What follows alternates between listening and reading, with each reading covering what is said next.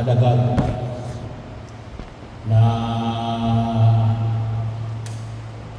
iba ang pagkaunawa ng sabihin ni Jesus na mag-ingat kayo sa libadura ng mga iskriba, libadura ng mga Pariseyo at ni Herodes.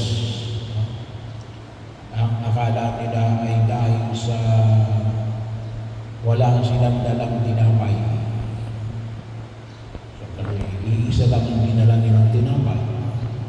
Kaya sabi nga natin, hindi lang ito question na kung ito ba yung ibig sabihin ni Jesus na tungkol sa libadura. Ngunit nais ni Pamanin ni Jesus natin na mali ang inyong pagkaunawa. Bakit hindi lamang mali yung pagkaunawa?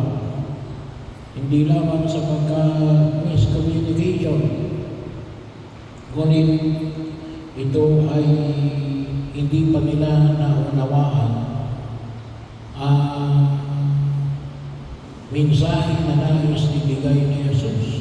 Kasi sabi nga natin, dalawang pagkakataon na ipinamanig niya rito. Well, hindi natin alam kung dalawa lang ba.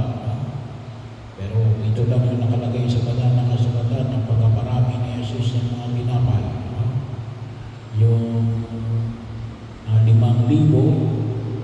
na mula sa 5 tinapay at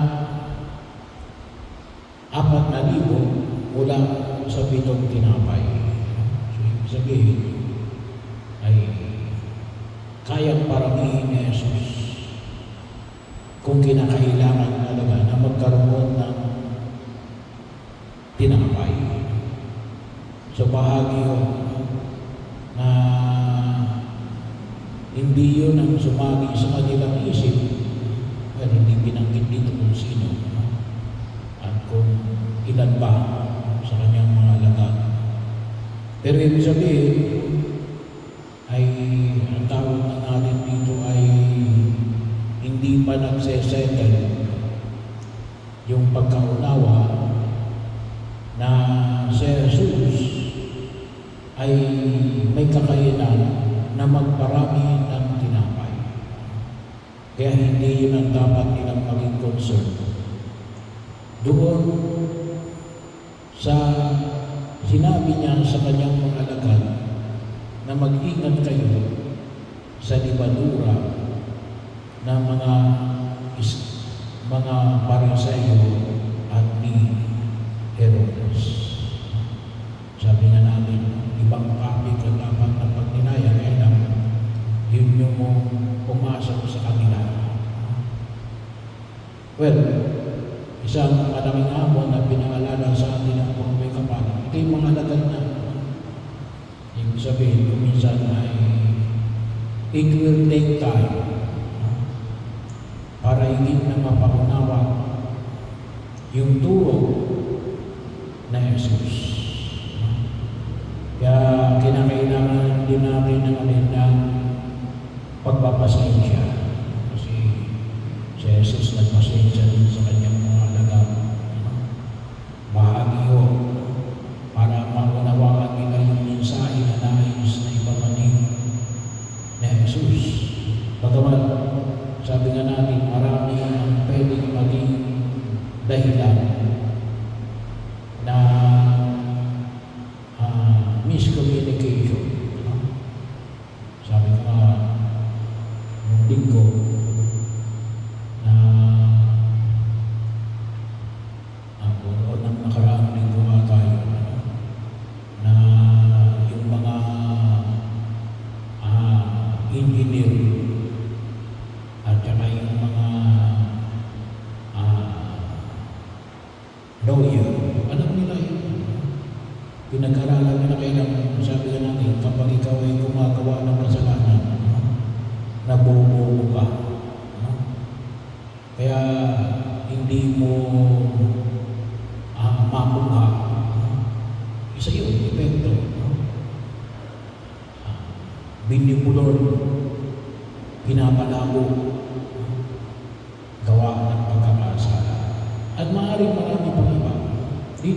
Edo, hindi maaaring isa rin dito yung alin.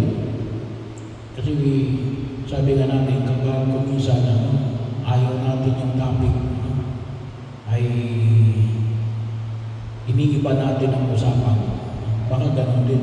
Anong ibig ba sabihin ng libadura ng mga eskriba, ng mga Pariseo at ni Herodes? Hindi walang iba kundi kayabangan,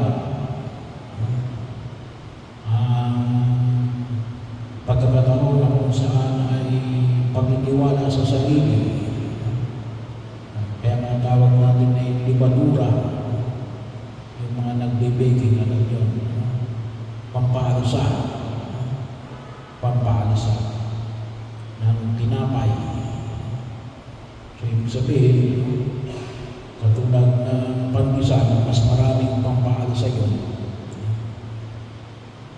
kaysa sa ibang tinapay. Kaya kapag kinusot mo, napakaliit ng matitira doon sa pandesal. Kasi bakit? Maraming libadura. Lumalaki. Pero ang laman-laman na yan hangin. Ang tawagin na natin ay yabang. Kaya yun ang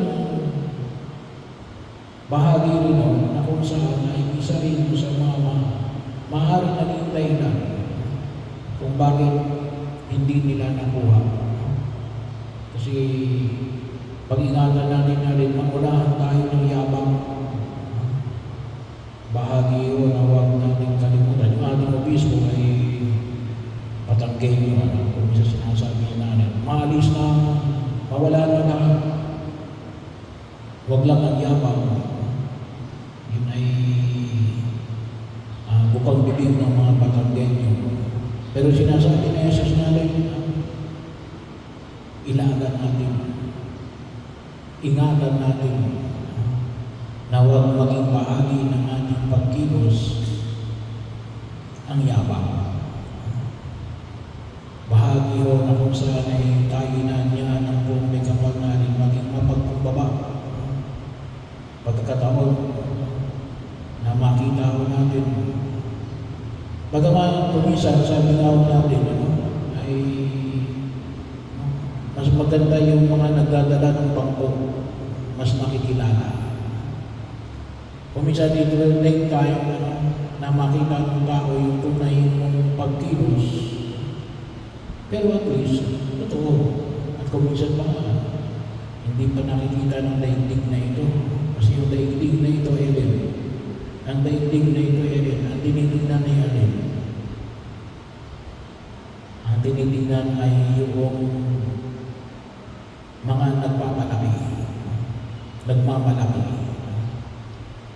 yung mga nagpapalubo sa pagkilos namin sa daigdig na ito. Pagkakataon din naman na nawa, makita ko rin natin napakahalaga yung kababaan ng kalooban. At yung idulog natin sa harapan ng may kapal. At sigurado rin natin, maniniwalagan tayo. Makikita natin yung alin yung tunay na laman. Hindi hangin. Na buod